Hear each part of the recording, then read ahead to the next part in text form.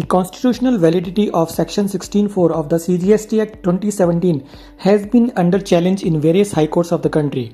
The high courts of Kerala, Patna and Kolkata have already upheld the constitutional validity of Section 16(4) in their judgments in the case of Thirumala Konda, Govinda Construction and VBA Infrastructure respectively.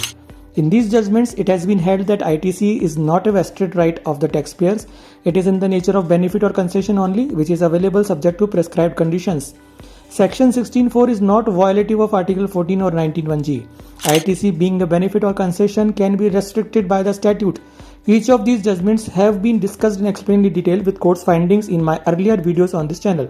I have also let you know that an SLP against Patna High Court judgment in the case of Govinda Construction has been recently admitted by the Honorable Supreme Court and is pending adjudication. Now the latest update in this regard is that against similar judgment of Patna High Court in the case of Shanti Motors vs Union of India delivered on 8th September 2023, an SLP has been filed before the Honorable Supreme Court and it has been learned that the said SLP has been admitted by the Supreme Court.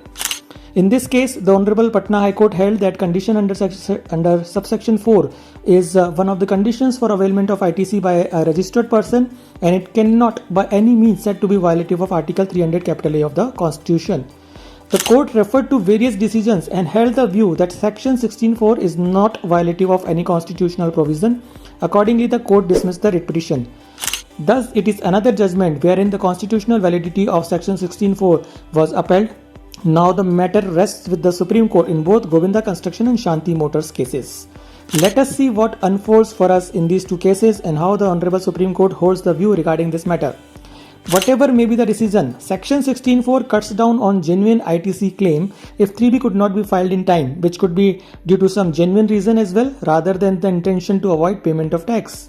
It could happen in cases where for non-filing of returns, registration has been put under suspension or cancellation and revoked after the application for revocation. In those cases, if time limit to avail ITC for a financial year is over under Section 16(4), then the taxpayer may be left to pay tax on the outward supplies made by him.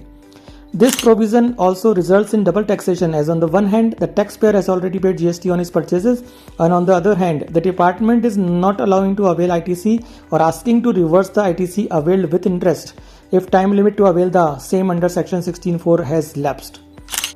For latest updates, stay tuned to this channel. Subscribe to the channel if not done yet. Thank you very much.